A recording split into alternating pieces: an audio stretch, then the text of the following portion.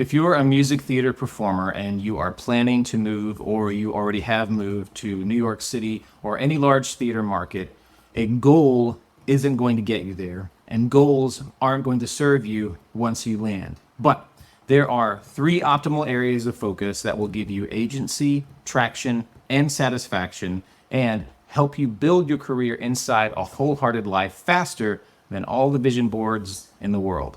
I'll explain. When I moved to New York over 20 years ago, I had already spent a year in London studying, auditioning, and performing. I'd managed to land an agent, and I'd done a few really cool projects by the time my work visa expired, which I thought I'd figure it out, but I didn't, so I had to come back. But in London, I wanted to perform on the West End. And when I got to New York, of course, I wanted to be in a Broadway show. That's what I'd set out to do when I studied music theater at Elon College. So not only did having that goal to be in a Broadway show not serve me, it held me back in more ways than I was even aware of.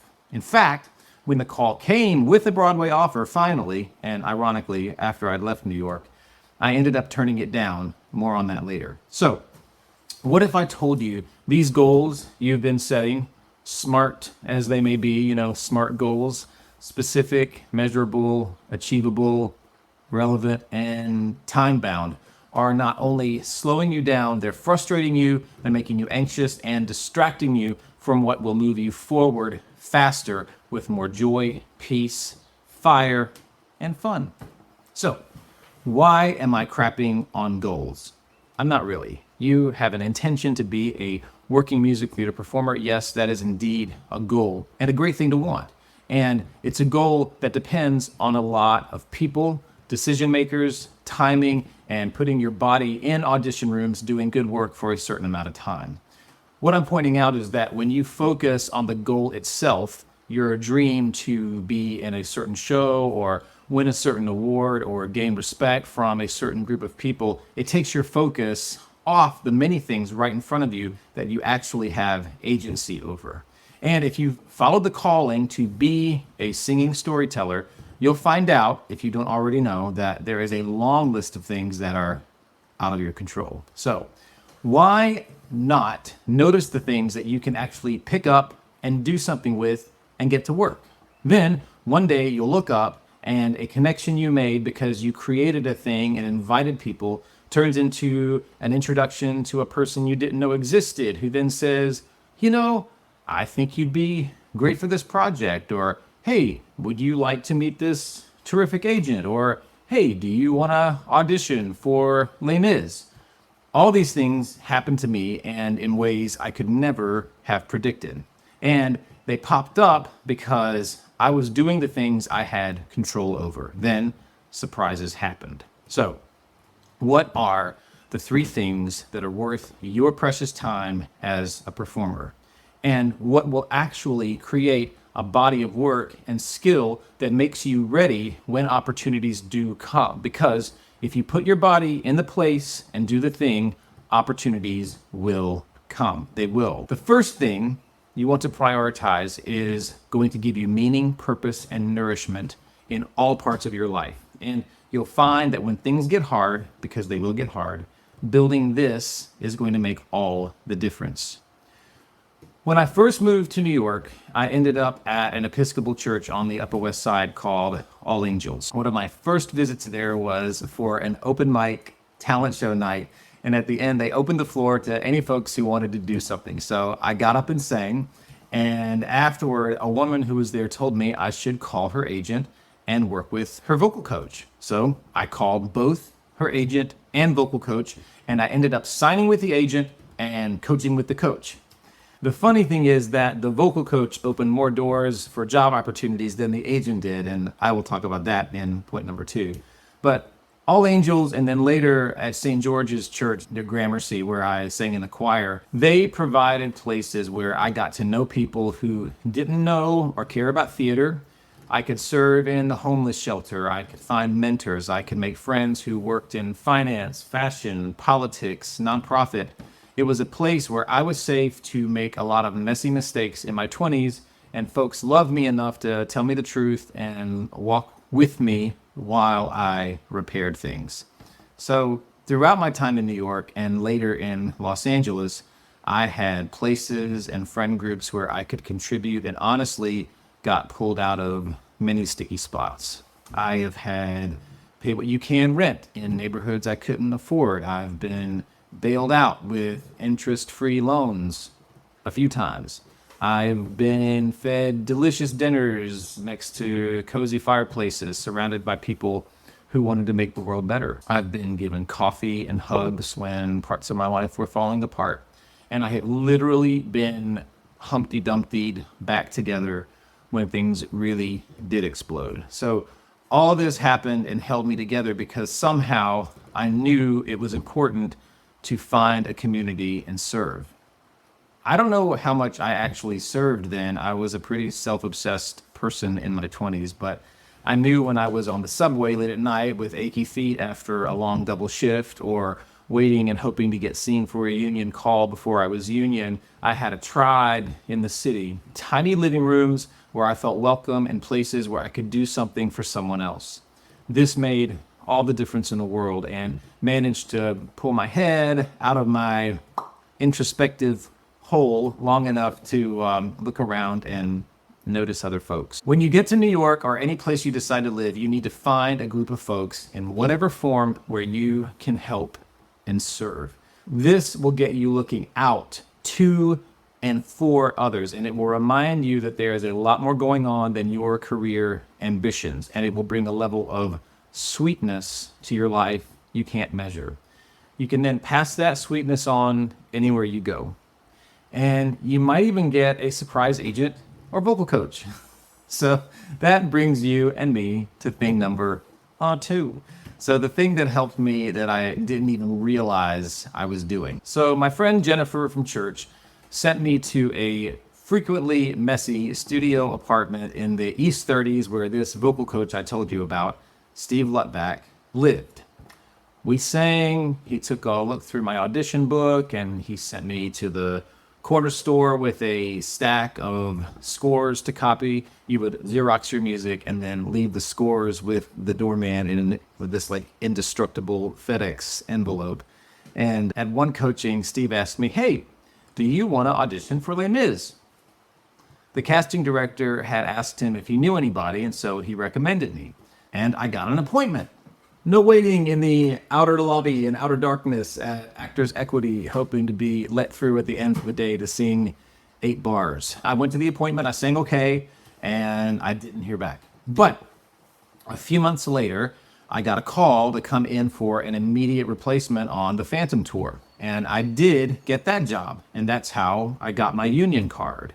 A year to the day that I'd moved to New York, I realized when I got to the Equity office, that was literally the 1-year anniversary of moving to the city. Steve often joked, I think he was joking, that the agent commission should have gone to him, and he really wasn't wrong, but somehow I stumbled and scraped my way into the studios of some of New York's best teachers.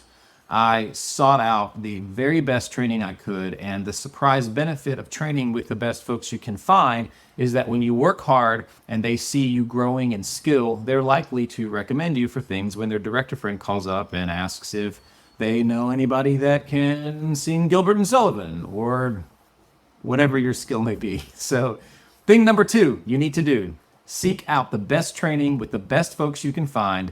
Do what you can to make it happen because it is worth it. I wanted to study voice with Joan Lader. She was and is one of the best voice teachers in the city. She did not have room for me, and she referred me out to one of her terrific associate teachers, but I wanted to study with Joan. So I told her when she had a same-day cancellation to call me, and I'd be there. I had tour money at that point, but after I spent my tour savings on therapy and lattes, I couldn't afford her rate anymore. So I ended up doing half-hour lessons on my lunch breaks when I could. And I learned a ton from Joan, and what I absorbed from her allowed me to start teaching at a semi-decent level when I began teaching in LA. So find the best people and the best people for you and invest. A good teacher needs to know their stuff, tell you the truth with love, respect you, see the best, call out the gold in you, have an open and curious spirit. They need to demonstrate intellectual humility, because the more anyone knows, the more they should know they don't know. Yeah. There you go. Strategic and top-notch training is point number 2. So you're investing in a community of folks where you can serve and belong. You're on track with your training. You're working and growing with terrific teachers now. If you've moved to New York or Chicago or London or Minneapolis to dress up and pretend to be other people and tell stories on stage, there's one thing left to do. And for this point, I need to put you on a plane and fly you to Greensboro, North Carolina. I was teaching at Elon University, and I realized I was itching to sing art song again. You know that itch, right? The art song itch. And some Sondheim, because why not? I like to sing a lot of different things. That's the thing. Sometimes I can't decide. So I said to myself, how can I make something up where I can sing art songs I love and a slew of Sondheim and maybe cook for people? I love that too. So I made up an event. Friends of ours knew somebody who owned a terrific old house in Greensboro. There was no piano. There was no concert hall. There was just this terrific house with a charming parlor where I knew some great music could happen. So I talked to Mindy, who owned the house. Thank you, Mindy. And I made a date and I got to work. We found an upright piano that was being donated in a house move. I rented chairs from a party supply place, and I made up a terrific menu of heavy hors d'oeuvres to serve. And I asked my friend Catherine to play, who is a virtuosic, wonderful piano collaborator. I made a postcard, and I started bugging everybody I knew in a 30-mile radius who might enjoy some Richard Strauss and Stephen Sondheim to buy a ticket. I also roped Melissa into helping me make all the food, and I bought wine and fizzy water and set the whole situation up. I asked students to usher and wrangle folks. I set up an event on brown paper tickets, and lo and behold, I sold seats and I did the show. And it was terrific, and it was exhausting and wonderful to do. Did it lead to a Broadway show or a movie deal or any kind of immediate career outcome? That wasn't my expectation, but no, my expectations were met. Was it worth it? To me, yes, absolutely. The structure of that concert led to my first faculty recital at Boston Conservatory and the beginning of a terrific collaboration with, in my opinion, the best pianist in Boston, Scott Nicholas. Now, he and I are developing recitals that feature art song, musical theater, and since we're both avid cooks, we may throw in some food in the mix. I don't know, we'll see. I'm excited to see where it goes. I will keep you posted. But the point is, work works. Work will work on you. And if you get to work and acknowledge that you cannot manufacture an outcome, it will set you free. And while you're at it, you will create a community where you and your friends can serve, and you'll be strategically training yourself, because there's no better way to learn your craft than by crafting. You have to do it. And when you're in an audition room, when you leave, you'll have that project to think about. And when you're sending a postcard every 6 weeks to the casting director you want to call you in, you'll have something to invite them to. So that's the third thing. Get to work. Be a working actor. Get to work. Look at your skill proficiency. Decide what it is that you do best and create a way to share that. Ask yourself, where can something like this happen? Do I need an actual theater, or will a living room work? A corner of a park, a bar, a coffee shop, a bookstore? Start asking and trying things, and the next steps will become clear. You just have to start making steps, and then the path will light up in front of you. So that's it. Invest and serve in a community of folks who want to make the world around them better and more loving. Figure out how to train with terrific teachers. However you have to do it. Offer service trades. Cycle your areas of focus. Make 1 month about singing, the next month about acting, the next month about dancing. Pick up an extra shift or two at work. Do what it takes to do that. It's worth it. And then get to work. Make your own stuff up. Ask friends you love who will get in the trenches with you and put up with you when you get unreasonable and hangry and cranky. And do the work, do the work, do the work. it is its own reward, and it can't do anything but benefit you. It is worth it. I heard this from Myron Golden, who's a business leader, and he's got a big YouTube channel. He's very inspiring to me. He says, stop asking if work will work for you and let it work on you. And then you might find that the goal you wrote down in your manifestation journal shows up and you feel differently about it than you did when you wrote it down. This actually happened to me after I left New York and moved to LA. I didn't move for my career. In fact, I barely worked as an actor for my first 2 years there. That's where you put in like a sad palm tree emoji if you had one, sad LA palm tree. So shortly after I got there, my agent called with an offer to join the Broadway company of Phantom. And without thinking about it more than 2 seconds, I heard myself, I was on a phone, maybe a flip phone at the time. I heard myself say no thanks. I had moved to LA for a relationship, and I thought if I went back to New York, that would be the end of that relationship.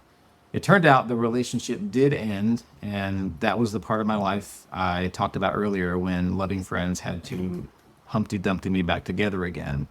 And there were many reasons I said no to that opportunity to go back to New York, some healthy and some not. And it is a fork in the road that I have definitely revisited. When Phantom closed last year, I did think, wow, it would have been really great to have been a part of the Broadway company at some point. But if I had said yes, I probably wouldn't have come back to LA. Therefore, I wouldn't have met Melissa. I wouldn't have the family we have now. And I probably wouldn't have been pinballed into my life's central professional purpose, which is teaching. That's always found me wherever I go. And so I say that for you to know, yes, have a goal, have a dream, and make a plan so the plan can change. What you have control over are the inputs you contribute and the seeds you plant. Those actions are the things that will create the surprises you could never make up, outcomes that are better than the ones you dreamed of, no matter how specific and measurable you make them. That has been my experience. So there it is. Look for a community where you can serve, seek out and invest in the best training you can find, and get to work. Take a hard, honest look at your current skills, share the ones that you do best, and invite your friends to help. You will be making a community and training opportunity all at once. You keep doing that, and you will see surprises appear everywhere. You will have the satisfaction of sharing, giving, and helping other folks. You'll know you're investing in making your skills first rate, and you'll be making meaningful work that you can center your creative attention on and have something to invite folks to. So you get those 3 actions rolling on a regular basis, and you will see all kinds of great things spring up in your life and career. Now, if you're like me and you want to get to work, but you have 47 things you want to work on and don't know where to begin, so you get overwhelmed and end up binge listening to podcasts about vulnerability and finding your purpose, I made a video for you. How to know what to do with your life in 24 hours. So this exercise I learned was very helpful, and I want to share it with you. So that video is there. And most of all, please remember there is only one you, and somebody needs to hear the story only you can sing.